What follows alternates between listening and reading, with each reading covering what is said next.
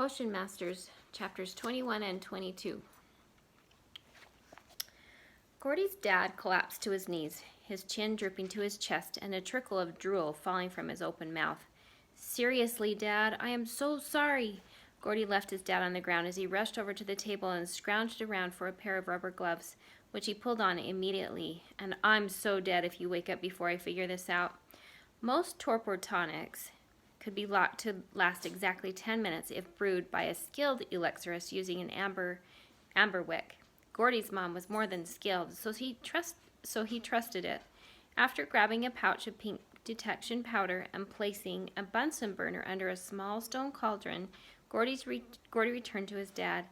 He gently pushed him forward and fished out the wallet from his dad's jeans. The detection powder crackled as it came in contact with Esmeralda's business card. "I knew it." Gordy pumped his fist. He checked the clock above the fireplace and noted he had 8 minutes remaining until the torpor tonic wore off. Now to destroy this puppy. Gordy tested the temperature in the cauldron. He turned down the lights in the room and poured in several drops of liquefied wormwood, a plastic thimble of powdered buckeyes, and a teaspoon of charcoal shavings from an artist's pencil. All at once the mixture became a solid substance, similar in texture to silly putty.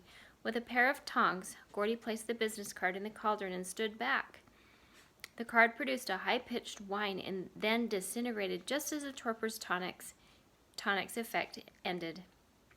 Gordy's dad woke up. "What happened?" His dad stared blankly around the room, his eyes struggling to focus.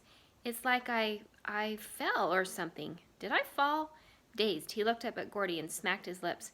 "I think I must have fallen down the stairs." "No, Dad, you didn't fall," Gordy said. "Maybe I need to install an elevator or something."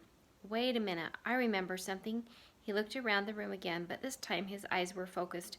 "I was going to buy Chinese food for dinner. Orange chicken, shrimp wontons, but it's past dinner, isn't it? What time is it? Did you make this mess?" "Dad, listen to me." Gordy knelt next to his father, staring intently into his eyes. "I didn't make the mess." "Oh, good, Gordo. It's not like you to destroy things. So who tore up Mom's lab?" Gordy exhaled. "You did." "Me?" Gordy's dad dug at the corners of his eyes with his fists. "What's going on? I don't feel right." Gordy patted his dad on the shoulder and explained everything that had happened to him over the past 2 days.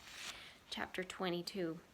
Wanda patiently inched her way down the aisle of the airplane as the other passengers stored their bags in the overhead compartments.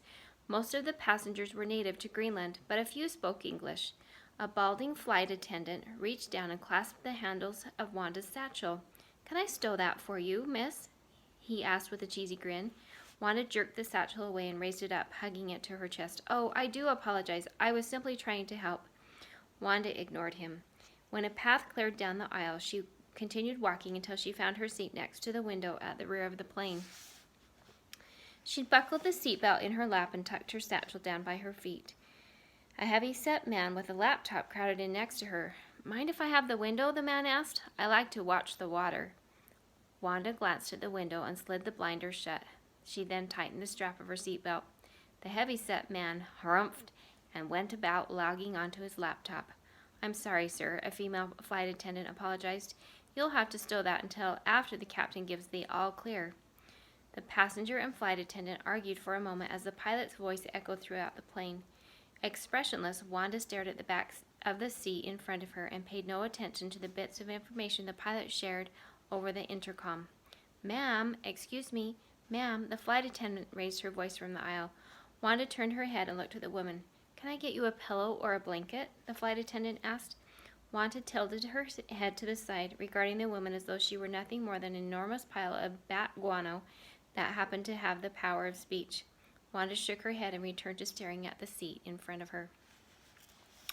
Meanwhile, the real Wanda paced back and forth inside Mesrix's cave while a horrendous blizzard howled and dumped buckets of snow all along the slopes of Mount Farrell. Wanda couldn't relax. She was nervous. There were too many ways for their plan to fail. What if the flights were delayed? What if someone noticed something peculiar about the passenger on board the airplane and notified security? Priscilla's perfectly crafted Disfarcar gel would last precisely 24 hours.